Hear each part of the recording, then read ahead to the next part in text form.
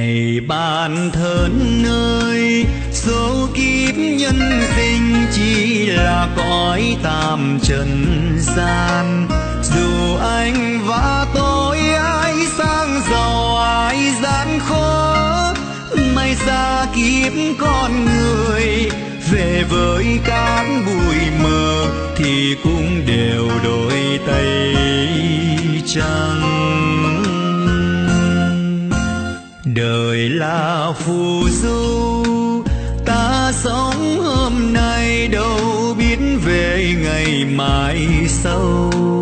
Hãy dành cho nhau bao nhiêu niềm vui đáng có, không ganh ghét hận thù, chẳng gian dối lòng lừa, vì kiếp người sẽ vội